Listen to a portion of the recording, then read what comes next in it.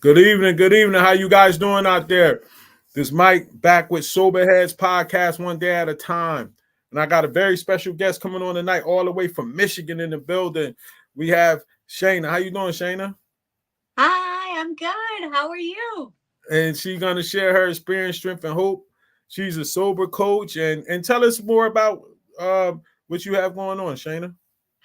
Sure. So I am a sobriety coach. I also have a podcast called Controlled Chaos where I talk to Mm, people about their sobriety journey and mm-hmm, just kind of the reason I started that because of everything that I had gone through in my sobriety and how long it took me to get sober. Just because I was always kind of looking at the differences in me and other people instead of mm, finding the things that were similar. I could definitely relate to that.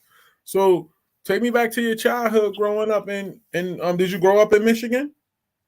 I did. So I grew up in the Upper Peninsula of Michigan Okay. and Mhm. I am half black, half white. So Mm, up here, where I'm from at the time, like growing up, there was really not a lot of black people, right? There was mm, only white people. So I think growing up, I had like the best family in the world, I would say. Like my dad was amazing.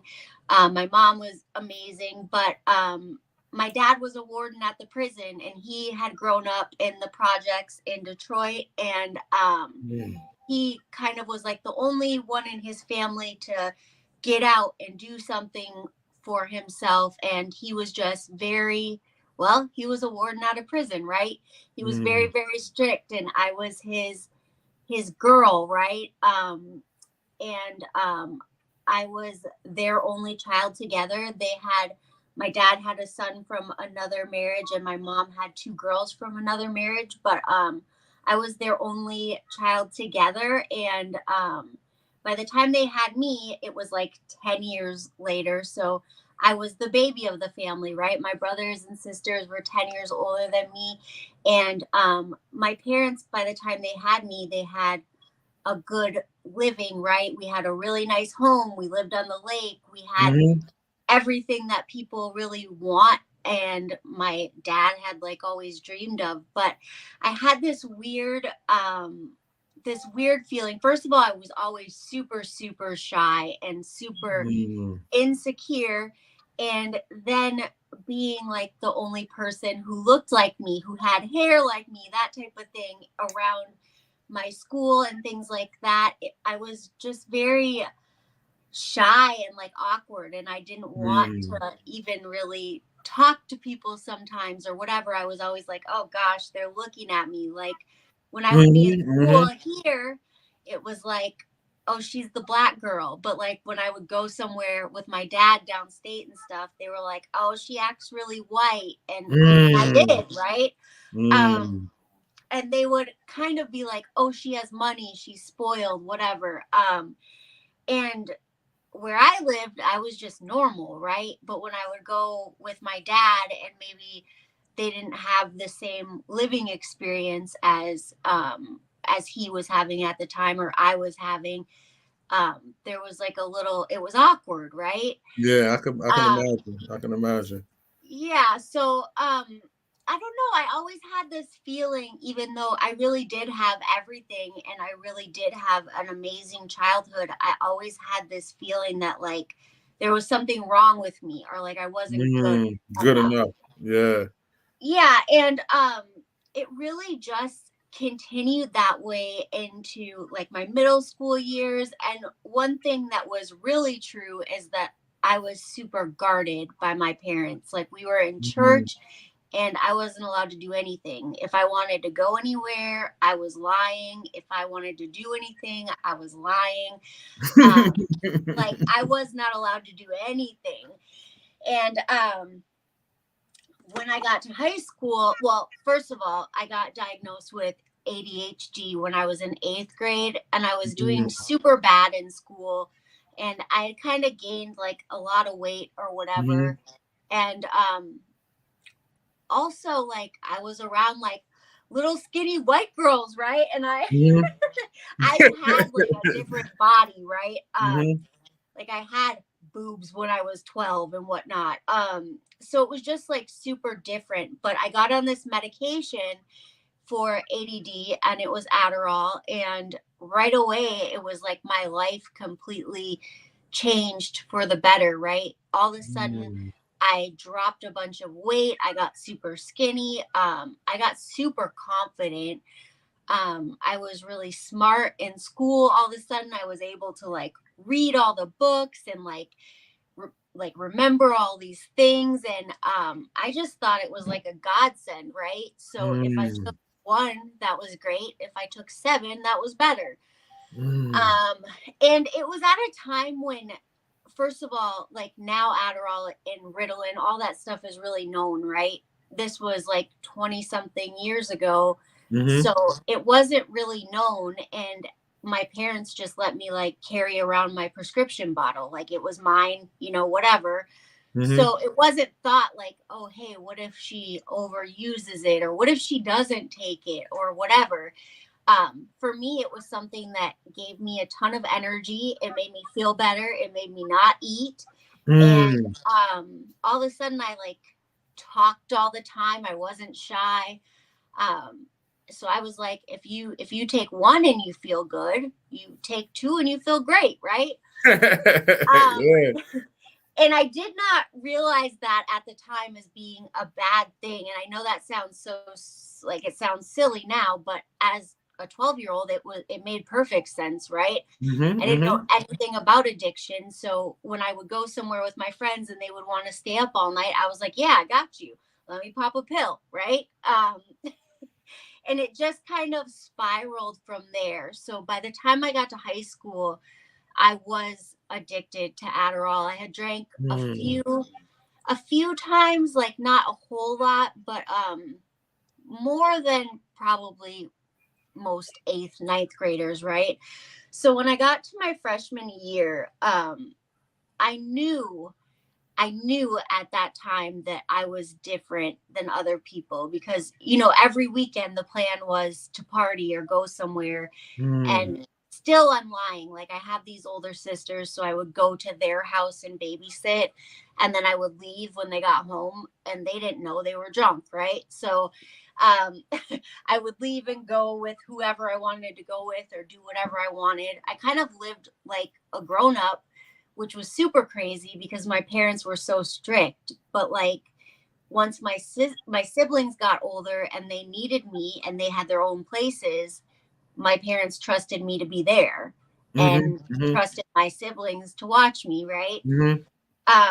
But they were in their 20s. They weren't watching me. They were doing whatever they were doing, right? Mhm. Mhm. So I found it to be pretty much like the perfect storm. But it really turned out that by the time my sophomore year came, I was drinking all the time. Like during the Mm. week, I was not always showing up for school. And I always had a boyfriend, right? Not like I wasn't like a person who dated everyone, but I was a person who was always in a long term relationship. Like I Mhm. wasn't Mhm. okay if I didn't have a boyfriend. So um, I had a boyfriend for like 2 years, my freshman and sophomore year. And then right when I was going into my junior year, I met my oldest daughter's dad. And I remember like he was like 21 and I think I was 16 Mm. and we would drink together all the time or whatever. And I just thought it was great because he could buy for me. And whenever he Mhm. was older, we would ride around, hang out. And I remember at some point I started telling him all the time, like I wanted a baby, right? And this was like at 16 years old. So there was something even at that time in me that was like, I felt not complete, right? Mm. At 16 years old, I'm like, hey, let's have a baby. Like, I want a baby. I want a baby. And I remember that. And it took me a really long time to even say that out loud, right? Because Mhm. everyone would be like, oh, yeah, you got pregnant when you were young. And, you just assume you didn't mean to get pregnant, right? But we definitely did it on purpose. And it was definitely Mm. something. talked about for a long time. And that's just kind of a testament to the fact that I was always like looking for love somehow, right? And I don't know, like I just felt some type of way in myself, like I didn't feel good enough. So What I did ended the up, go what did ahead. the warden and them say about this? Yeah, so I get pregnant, and I was sitting at school, and I'm like deciding like, okay, how am I going to tell them? And my mom worked as, she was a nurse at a medical center, and I called her and I was like, I need to talk to you. I need to like come talk to you right now. And she was like, why? And I was like, just, can I come talk to you? And she said, yeah. So I got in my car and drove to her work, and my dad was there. Like, he already knew. So I just told them, and they were like, my dad honestly didn't talk to me for probably like 5 months. Wow. He always was, I think well, I know he was the type of person that like, if he got upset, it was bad. So like, he always tried to be very like, he would just like walk away and not speak to you or whatever. So no, he didn't talk to me for like the first 5 months, and I ended up actually moving out with my boyfriend at the time, and we were like going to raise this baby together, and things were going to be perfect, and that's just what I thought. So he got an apartment, I moved in with him, and his drinking like outdid mine. I was the type of person who would, well, once I got to live on my own, I had the Adderall. So when I would drink, I would get a buzz, but I wouldn't get like blackout like other people did, right? I could drink and drink and drink and keep going and not be to the level that other people got, right? So I started drinking in the morning when I moved out after I had this baby, like right away, because I was on my own, and I was like, okay, well, I can drink and clean the house and do this mom thing. And I would like put wine in a cup and fill it up like half wine and half water. Like, like I felt better if it was like diluted or something. I don't know. I would do stuff like that at first. But I would just keep like a steady buzz throughout the day to just like feel good. But he would be so drunk that like he would be mad by himself, like punching the doors and busting out the walls, and just like crazy stuff. Like I would have to like drag him up the stairs at nighttime because he was too drunk to like get from the car to the bed or whatever. And it just turned out to like where I was by myself with this baby all the time, and he was like outliving this not teen, he was 20 something, but he was like out in the bars, hanging out, having fun, living his best life. And I was too young to go anywhere, right? So I was at home, and I really didn't love that. So there was like a lot of times where like the neighbors, we lived in like a duplex, and the neighbors would like call the police because he was screaming and whatever. But it wasn't like he was abusive. Maybe like what do you call it, like verbally, whatever. But it wasn't like he was hitting me. He was like normally mad by himself somewhere screaming. So eventually it got just to the point where I was like, I just can't do this anymore. Like, you're a shit show. Like I had never seen anybody act like that. And even though I was drinking probably more than him, if not just as much, I wasn't I guess acting like he was acting. So I was super appalled, and I had never really seen anybody act like that. You know, my whole life my dad would drink probably every night, right? He would have like his glass of whiskey, and the kids would bring it to him, and you would never even know he had a buzz or anything, right?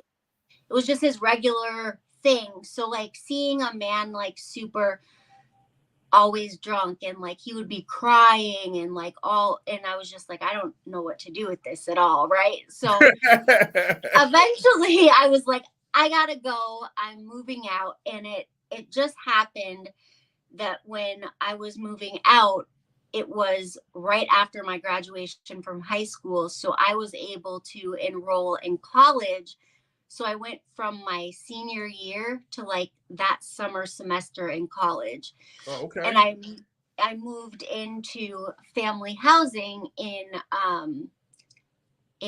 the college, right? So all of a sudden I was like 18 and I was living in an apartment with all these other women that had kids, and we would all like just hang out and drink all day. And it just Wow. became like a regular thing that everybody was doing. But the one thing that I did notice is that like other people could take it or leave it, right? Like we would be cooking and we would run out of alcohol, and it was like, oh well. And a lot of us still weren't old enough to get alcohol. And I was like, oh no, we're gonna have to fix that. We're gonna have to figure it out. We're gonna call the baby daddy. Like we're gonna do something. Somebody's gonna Mm. get some liquor, right? Like this isn't, it's not a thing. So I did realize that rather quickly, that like other people could be like, yes, no, maybe so. And I was like, no, Mm. for real. Like we need to get some alcohol so I feel better. Um, so right away, as soon as I basically moved into those dorms, there was the college was recruiting for the football team.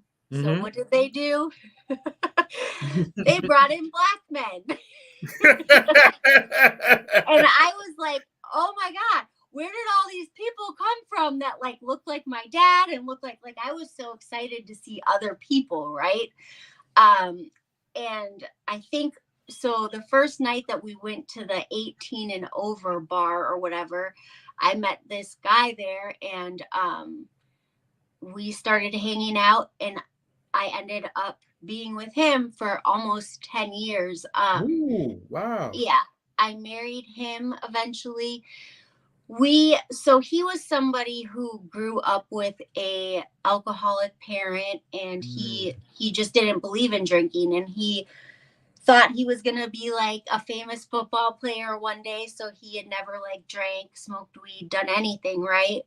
Um but he already had a kid, and he was just kind of a dog, right? But I was super in love, and I stayed with him no matter what. I think he had, well, I know he had 2 kids while we were together. Mm. Um, and it really, like, even though he was really one of my best friends, right? Um, it was just another thing that like took my self-confidence like somewhere Mm. down low, right? It was like all I wanted was to be with him and for things to get fixed and things to work out, and it was never going to work out. Like he was never going to be faithful, right? Mm. And he was never going to break up with me either. Like he would still be with me to this day if he hadn't passed away, right? Oh, I'm sorry to hear that. um so it ended up that I was with him for 10 years, and it was just bad, right? I would spend weeks in my bed drunk, throwing up in Walmart bags. Like I couldn't even get out of bed. Wow. Um, and he would tell me like he wanted me to get sober. He didn't like it. But then again, some of it like worked for him, right? Because he could leave and go out and do what he wanted, and I wasn't Mm. going to notice most of the time. So it was just like a super, super toxic relationship. And I finally one day asked my dad, like I told him I wanted to go to treatment, and he was like, okay. So he ended up sending me to treatment in Illinois, in Rockford, Mhm. Illinois. And it was this treatment center that I went to for 6 months. It Mm. was a Baptist run treatment center. So you had Wow. to wear skirts down to your ankles. You had to wear t-shirts that were loose. If you swore, you had to scrub the floor of the bathroom for each cuss word for an hour. Like, it was super, super bad. And while I was in there, I really decided like I was done drinking because I had gotten so bad and so sick. And I was like, okay, like I'm gonna make it through this. I'm gonna do it right. And somewhere in there, my oldest daughter's dad ended up filing for custody because I was an alcoholic.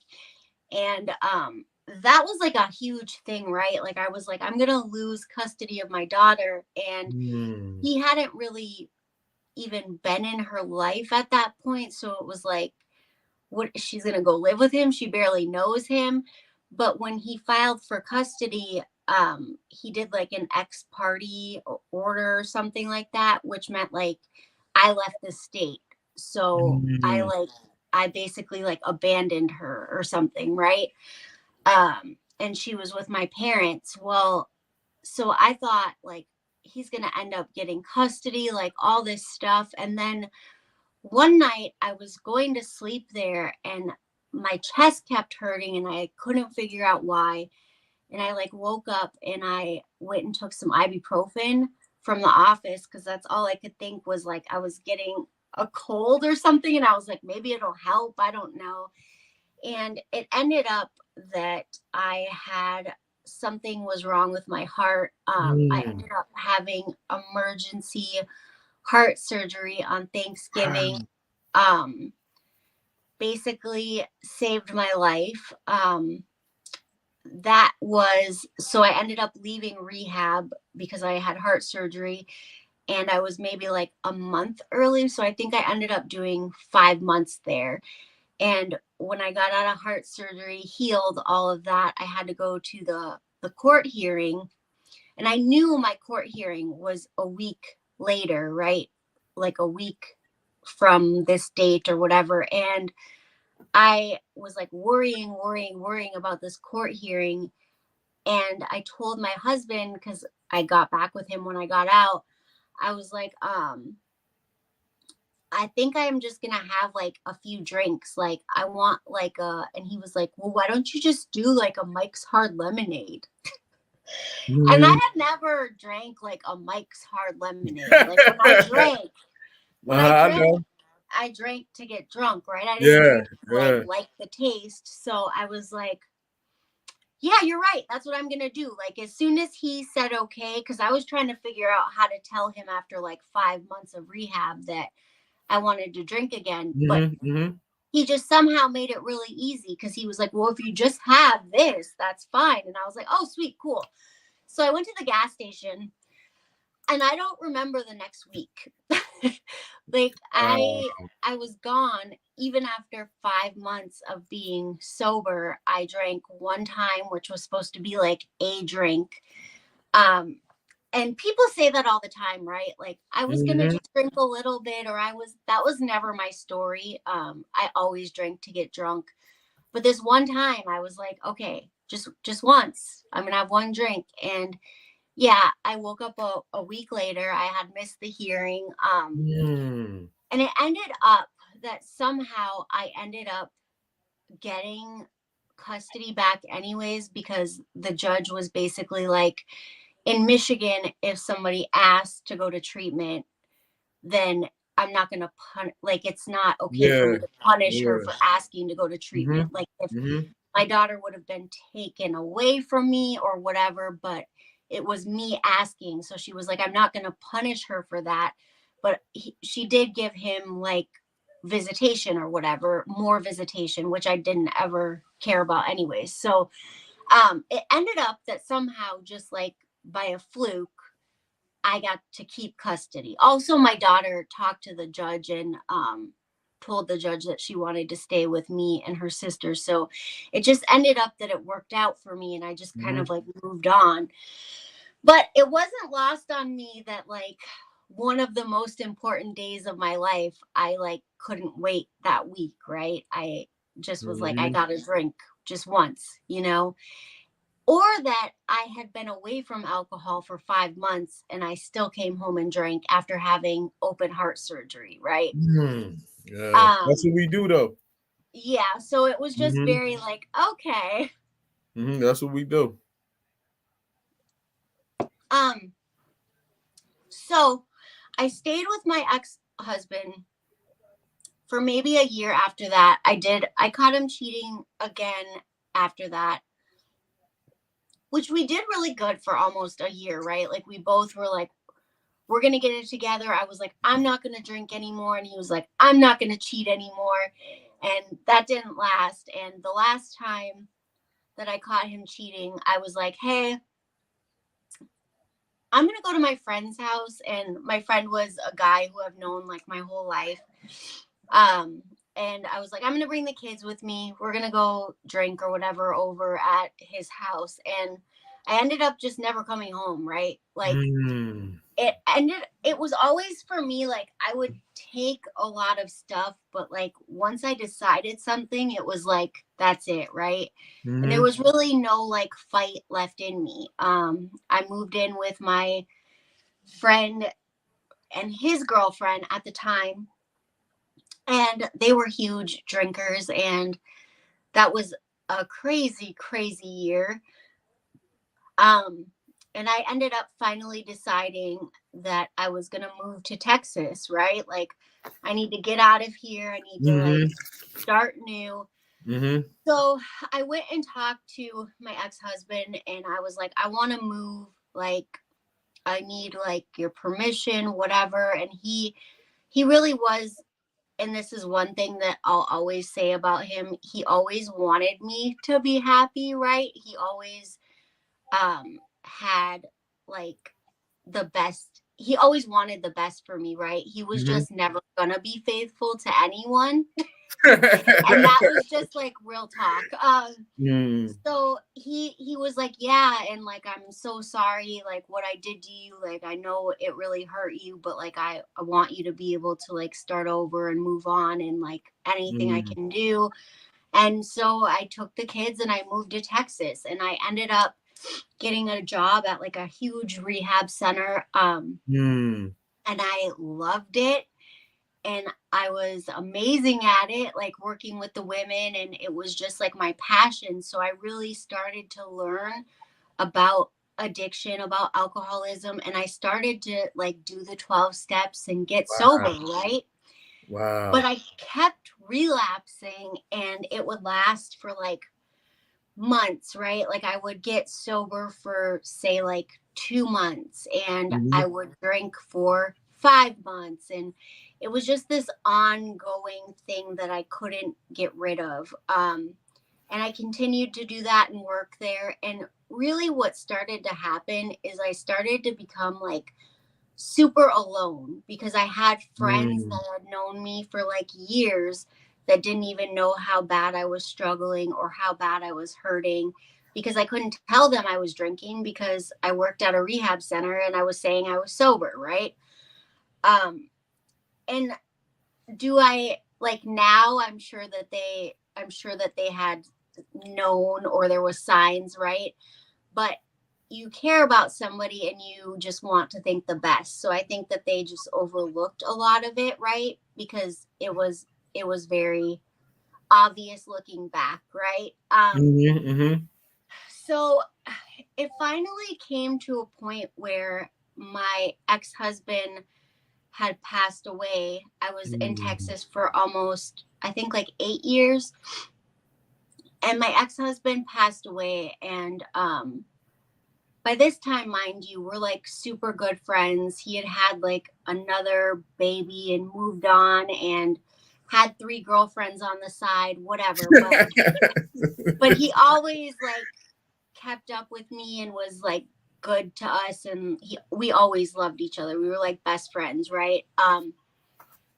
And he passed away. He had basically an enlarged heart, so he was working Mm. out at the gym that he was a football coach at the high school, and he was working out, and he just fell out and died, cardiac arrest. So that happened, and my daughter was like 14, and she was supposed to go to his funeral, which was in Illinois, and that was where he was from. And I was supposed to go with her, and I ditched. Like, I last minute sent my dad with her, and it was like a combination of, I didn't want to face coming, like, going to see all of those people, his whole family, all our friends. I didn't want to see them in the condition I was in. And I was like, how am I going to get on a plane with no alcohol? Like, unless I like drink on the plane, and then like everybody's going to think I'm weird, and I'm going to have the shakes, and just all this anxiety, right? Because I hadn't been without alcohol in like such a long time. And I knew I was dependent on it, right? So I ended up sending her with my dad, and on the day of his funeral, I called my dad and told him that I was checking into rehab. And that was like how my daughter's experience went, right? Was like, I wasn't really there for her. I went to treatment for 30 days. I didn't go to the funeral. And maybe for like reasons of my own too, right? Like, I absolutely still loved him. And I think that I really didn't process that he passed away, right? Or didn't want to. And so it just ended up that like, that really hit me hard, right? I had always been kind of a single mom. And even though I was drinking all the time and I wasn't maybe the best mom in the world, I always prided myself on being like the single mom, and I was always with my kids, and I was, I wasn't like out in the bar or whatever else. I was with them drunk. So that's like 10 times better, right? Which obviously not, but this is what I thought in my head, right? Is like, I thought I was such an amazing mom. And when I wasn't there for her, when he passed away, it like really hit me, right? I was like, you're like not okay. So I ended up going to treatment, and after I got out, they moved back in with me, the kids did, and I still was not sober. And I finally was like, what the hell is wrong with you? Like, I packed up all my little stuff into my Nissan and I moved all my stuff back to Michigan, kids, dog, everything. And I moved in with my parents, and I was like, listen, like, at least, because by this time I was in liver failure, early liver failure. So I was like, at least if I'm going to die, right, like, my kids will have my parents. And if I don't plan on getting better, then at least we're not just out in Texas by ourselves, right? At least I've done the right thing, right? Like, I brought them home to their grandparents. And I had a friend who was like deep into AA. Mind you, I had been working in the treatment field and doing AA for almost 10 years, and it hadn't worked, right? And I had been to treatment. I have done all this stuff. So I was like, screw you and AA. Like, it doesn't work. And my friend is like, just come to a meeting with me. And I was like, no, thank you.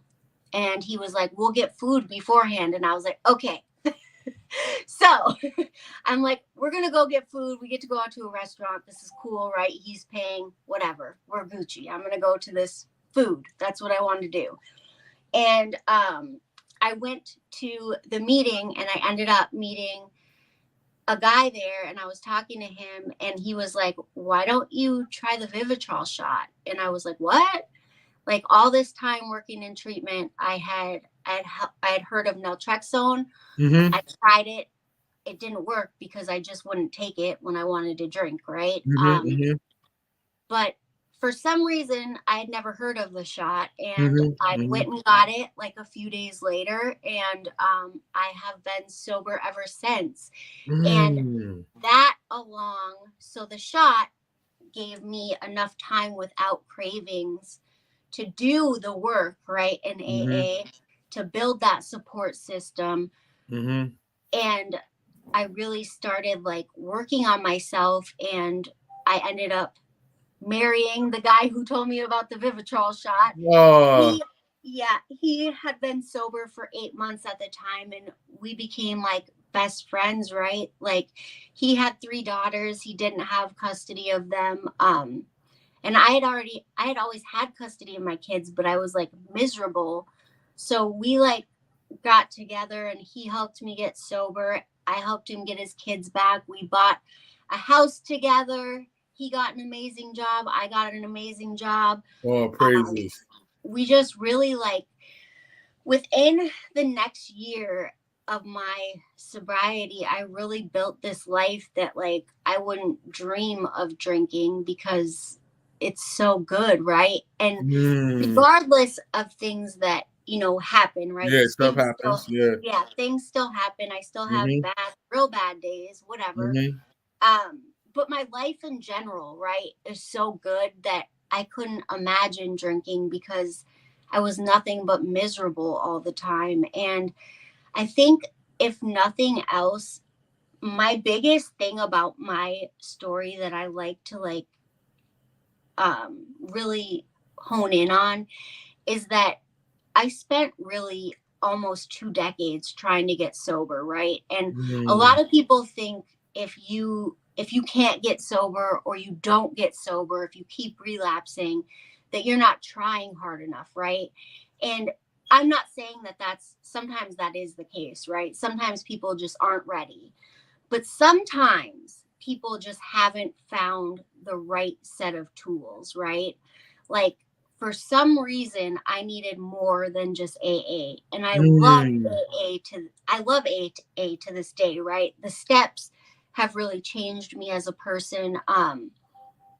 My ego, right? Like, dealing with my ego, but also gaining confidence that is like good for you, right? Mm-hmm. I have Mm-hmm. confidence now. I'm Mm-hmm. secure in myself now. I Mm. don't depend on someone else to give me love. Like, I know that I am a good person. I More know that I'm praises. worth loving, right? Like, More praises. so like all of the things came from AA, like a good amount of things, but something was missing, right? And it was the fact that I couldn't stop with the mental obsession, right? Mm. And the medicine helped me to do that long enough to where I could get sober and have a life Mm-hmm. that I actually Mm-hmm. enjoy. And now it's like, I wouldn't dream of drinking no matter what kind of cravings I have, because I love the life I have today, right? Um, so I just think that's like important to remember, is like, a lot of people just haven't found the right set of tools that work for them for sobriety, right? Sobriety can't be a one size fits all, because Nope. nothing in the world is, Yeah. right? Yeah. All facts. There's All not facts. one thing in the world that works for every person. So I don't know why, when it comes to sobriety, a lot of times we think like, this is what you do, and if it doesn't work for you, you're just a shitty person. Yeah. Yeah. Got a couple of questions. How has sobriety helped your relationship with your family and friends?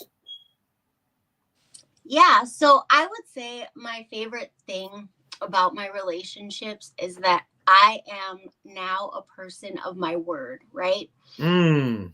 Um, I used to have all the best intentions, and I would never show up, right? Like, I would be like, I will be there at noon, Uh-huh. I promise, and I'm not coming. Like, Mhm. and everybody in my family would be like, yeah, okay, she's sick, she's dying, she's not gonna be Yeah. here. Yeah. But it's, I just wasn't able to show up for people. I couldn't even show up for myself, right? Um, so now today, like, I'm able to show up for people, and like, my mom and dad have been there for me my whole entire life, right? Um, helping me with the kids, helping me with my mental health, helping me with everything. And today I can help them, right? Maybe even with a bill or two, right? Like, Mhm. Mhm. being able to be the person that when something's wrong, your parents can call and they can count on you is crazy to me because it was always the other way around, right? Like I used to call my dad and no shit, he would be like, I'd be like, hey, what are you doing? And he would be like, what do you need? Like, Mm. what? Like, get to it. And listen, I'm his baby, so he was gonna do it anyways. But he was like, let's not play this game like you care what I'm doing. What do you need? Like, Mm-hmm. get to the point, right? And now he's like happy to hear from me. He's like, come sit down, talk to me, come, whatever. And he's proud of me, right? Oh, And praises. I know that feel good. it does. And it Yeah. it feels good to be the mom that I always thought I was and always wanted to be too. And I'll say this, my older two daughters, we go through a lot, right? Because they are 20 and 18 and Mm. they grew up with a mom that was an alcoholic, and sometimes they're mad at me for that, right? Sometimes um they still have their trauma to work through Mm-hmm. regarding that. And that's another thing that I like to say is like sometimes we get sober and we expect everything to be perfect and everyone to just get over it because listen, I'm great now and everything should move on, right? But we've caused a lot of harm in like a A lot lot of of people's pain. lives, A lot of right? pain. So while I don't think that we need to be on our knees all the time, like begging for forgiveness, I do like give people room for their feelings too, right? Because Mm. a lot of things that happen, and my kids would say this too, like, mom, like half the things that happen you don't even remember, right? And I'm like, yeah, that's true. Like they would tell stories and I'm like, yeah, I got nothing, right? Mm. So while it's easy for me to get up and move on, or easier, right? Because I feel better and life is really good now, it was harder for my older girls to move on. Like I Mm. remember when I first got sober and got married and we moved into this house and everything was so happy. My 18-year-old, and she's the one who lost her dad, she was like, she's actually just turned 18, but she was like, what do you like think you're the Brady Bunch now? Like this is ridiculous. Like Mm. why are you so happy? Like Mm. she was mad. And Mm. it took me a minute to understand that, right? Because I was like, why aren't you like grateful that things are better? And through like a lot of counseling and stuff, Mm-hmm. Mm-hmm. you realize that change is not easy for people, even if it's like good change. And also, just because I've healed doesn't mean they have, and Mm. just like I healed my alcoholism on my own terms and my own time, I have to give them time to heal too. When how much time do you have sober, and at what point during that time did you actually feel comfortable being sober? So I am going to be 3 years in Wow, November. praises. And Wow, praises. yes, um, you know, I actually, I had never ever since I had been 12 years old went more than 2 months without drinking. But I Mm. always, oh, I'm sorry, besides my 5 months in treatment, I did do that. But like on the outside, 2 months was where I would always get and I would always relapse, right? Mm-hmm. Um, so even when I got to like 6 months, I was like, holy, like this is real, like this is happening. Mm. And the actual real turning point for me was when when I would think about my drinking, right? I would always think I'll never be able to not drink forever. Like I don't see myself not drinking Mm-hmm. forever. At some point I will drink again. And I just don't have that thought anymore. Yeah, it's Um reservation. That reservation. yeah, like I Mm-hmm. don't even have and Mm-hmm. it's not like I obsess like okay, I'm never drinking again, right? Mm-hmm. But I really think about drinking and it brings nothing, like no feeling, no nothing. Like it was something that really ruined my life and my kids' life for so many years. And it's just something that I don't want in my life ever. And the fact that I can see it that way, like I could see living like this forever and it's okay, is How do you? crazy. Yeah, I understand. How do you handle people, places, and things? So for me, and I think this is like a super personal thing, for me at this time, things don't really bother me. Um, for my first year, things would bother me. Like if I were to go out to eat and everybody was drinking around me, like Mm-hmm. I was super uncomfortable, right? Um, so the way I handle it is if I'm there for a reason, like Mm-hmm. Mm-hmm. say there's like a concert or it's somebody's birthday and it's at a bar or whatever, and I want to be there and it's for a reason, then I'll go. Am I going to go to a bar with a bunch of friends drinking just because and just chill or just be their ride home? Probably not. Mm-hmm. Mm-hmm. But I went to like the Bone Thugs concert in South Padre Island, and that was super cool for me because that was like my ex-husband's favorite people, whatever. That's all I listened to was Bone Thugs, no matter what. And I got to go to that concert, and that was super cool. And I don't know, like I love going out to eat, right? And something Mm-hmm. I always did when I would go out to eat or on dates was like I had to be drunk, right? And I would drink these little girly drinks, even though at home I was like drinking liquor, right? But so that was like a big thing to me. Like when you go Uh-huh. to a restaurant, you get like those frozen girly drinks, Yeah, right? yeah. And I will still do that, right? Like I will get like I would get like frozen slushies when I go to Applebee's or whatever without alcohol. Mm-hmm. Mm-hmm. Um, Now they call it like mocktails, right? But I don't. I haven't been brave enough to do the ones that are like NA beer or like NA liquor, but Yeah, I don't I'll mess with none do of that. Yeah. yeah, I'll do like the slushy drinks or like the juice mixes and like just stuff that like makes me feel like an adult and like I'm doing my thing, right? So I like to do stuff like that, but amazingly I have a lot of friends now that are in sobriety or maybe So, just don't really drink. And yeah. that was another thing is like I feel like when I was in Texas, AA meant you hang out with these certain people because this is where you live and this is where these people are. And with like the internet getting super popular and like Instagram and all this stuff, like you now get to choose your friends that you like that might have the Mm-hmm. same interests as you, right? Mm-hmm. It's not maybe just the old guy in the corner that goes to AA. Like it's Mm-hmm. people who have the same interests as me and who I can like make, trips to go see or do whatever. I think that's a big difference too. And if you had to come face to face now with somebody that was suffering from alcoholism or other addictions, what would you say to them?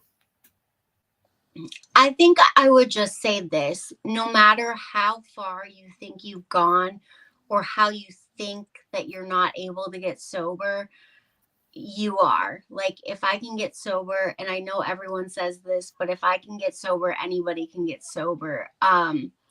I feel like if you've tried to get sober and you haven't been able to, you just haven't found the right set of tools or the right person maybe to help you, right?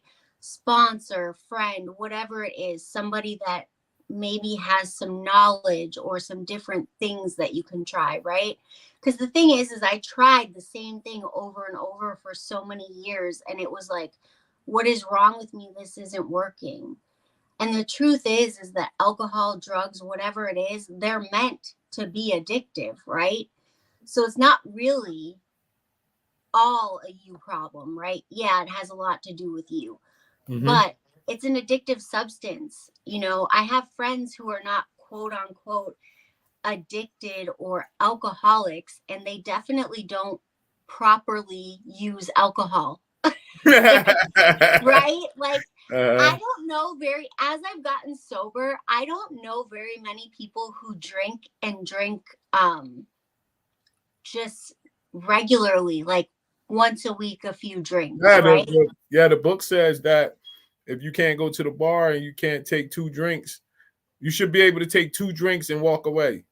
If you Right. can't take 2 drinks and walk away, that means chances are you might have a problem. I definitely know that it's a lot more people that have the issue, but you don't know, like you said earlier, and I'm a firm believer in it don't click until it clicks. Yep. You get what I'm saying? Like I don't care what you're doing. When I first went to rehab, I definitely I had the disease, but I compared myself out. You know what I'm saying? I compared myself to other people in the rehab that was drinking more than me, and I said I'm not like them. You know what I'm saying? And I really was, but in my mind, it didn't click yet. It don't click until it clicks. You know what I'm saying? Have you had any experience with the 12 steps? And if you did, like, what was that like? And if you had that spiritual awakening, around what time did you have yours?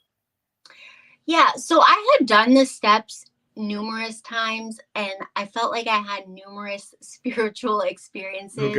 Okay. And I still kept drinking, right? But the thing is that I've always been a strong believer in God, and I've always had God on my side, and I always knew that I was favored in God's eyes, right? And I credit God for getting my stubborn self to eventually get it right, and eventually get that, like, I didn't need alcohol to find somebody to love me or to be who somebody wanted me to be, or all these things, right? That I could be loved just for who I am, right? And to stop looking outside. So I had a fifth step when I got sober this time, and I had done many fifth steps, but being at home and being sober for like a consistent amount of time for the first time in my life, I really was like, God, you finally did it, right? And praises. And it was the one thing that I always said, like, I prayed and prayed and prayed, and you didn't fix it, right? You didn't fix it. Why didn't you fix it? Like, you fixed everything else, everything I prayed for, right? And I always felt like that would be something that I would carry for my entire life. Like, it wasn't fixable. Like, not even God could fix it. And I think that was a turning point for me, right? Like, there's nothing that God can't do or that's not meant from God, right?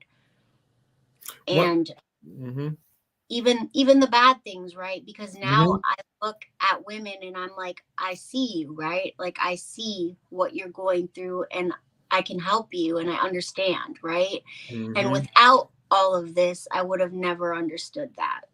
Indeed, and it's tough because, one, when you see these people, especially people that might be close to you, and you see them suffering, and you got to wait for them to get to that bottom. That's the toughest part of being in recovery for me. One of the toughest things is when you see somebody suffering and you just want to touch them and let them feel the knowledge you have and what God did for you. And you want them to be able to feel the life that you have by literally touching them. And you can't do that. And you got to sit and you got to wait. And you got to wait for them to get to that bottom. And the sad part thing about it, you've been to a lot of meetings, and how it works, it says some of us are constitutionally incapable of being honest. Like, they're gonna die. They're gonna die like that. And you know that because you've been around this and going to meetings and learning this stuff. And that's the hardest part for me, being able to actually see somebody suffering, and you got the information that can help them, and you want to give it to them, and they're not, and they just not ready to receive it.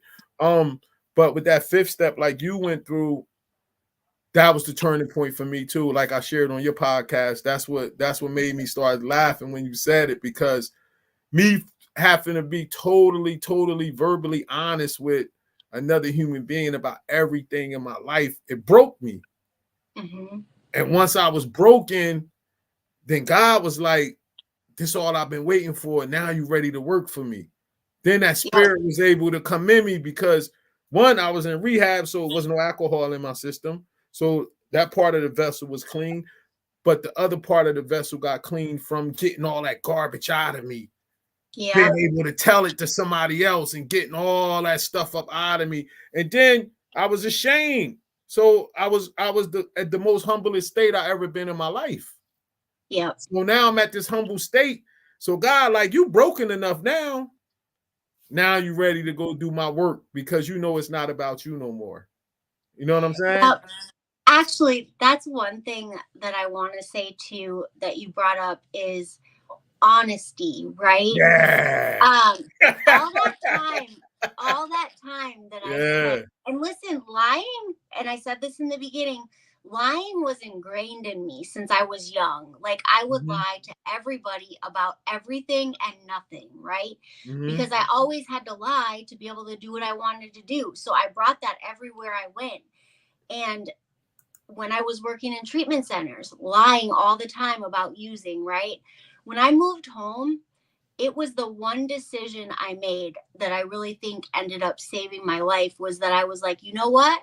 If I'm going to die as a drunk, I'm a grown up and I'm just going to die as a drunk because I'm old enough to drink.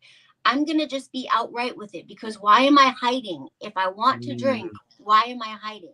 If it's no big deal, if I'm a grown ass woman and I can do what I want, why am I in my apartment with the door locked hiding? Why am I hiding bottles under my bed? Why?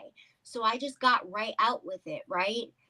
And it stopped. It really stopped after that. Like, it all started to snowball when I really got honest. Yeah, you got to be vigorously honest in this process. You know what I'm saying? So, Shana, it's been a joy. Thanks for coming on. I was about to say thanks for having me on because I was just on your podcast. Thanks for coming on. When it's over, soon as this over, I'm gonna send through your messenger the whole episode, and then I'm gonna send it the episode to my app, and then I get the clips back tonight. And then I start sending you the clips. I start posting them. And every time I post one, I'm gonna send it to your messenger. Then you can post it on your page, and we could go from there. I want to thank you for having. But first, before I go, let everybody know about your podcast, where they can see it at, where they can reach you at, the name of it, and everything. Yeah, so my podcast is called Controlled Chaos, a recovery podcast, and you can find it on Spotify, Amazon, wherever you listen to your podcast. I also have my YouTube channel, which is at Controlled Chaos Coaching, and it's there for free too. I'm on Instagram as Controlled Chaos Coaching. I do a lot of content there about recovery stuff. I have a lot of free resources. And right now I'm doing something called the sobriety system, where I am helping people get sober through a 12-week program. So if you're you got to send me some information on that. I want to see that. I want to see that. You know what was interesting? The clip that you sent me that I did, right? I had to get clearance from TikTok and from Facebook. I don't know why. They was just like, I guess I talked too much about God and the Spirit on there. I don't know. They was just like blocking it, and I had to appeal. It was crazy. That's weird. I didn't have to at all. Yeah, I had to appeal like 2 or 3 times for me to get it on there. But the Most High made sure that I got on there. So I want to thank you for coming on. It's been a joy, man. And I'm gonna follow you on those pages. And when you get the whole episode, when I was on yours, send it to me, and I'm gonna check out some of the people that's following you on Instagram and stuff. Maybe I could get some more guests from out your area, something like that, to come on. Yes, you too. Send me some guests. I got you, no doubt. All right. Thank you. Thanks, Shana, for coming on. All right. Wow, what a guest, man. She brought some good experience, strength, and hope. Next week I got 2 special guests coming on to the In the Spotlight podcast on Wednesday and Soberheadz on Thursday. So enjoy the rest of your night. This is Mike. Shalom.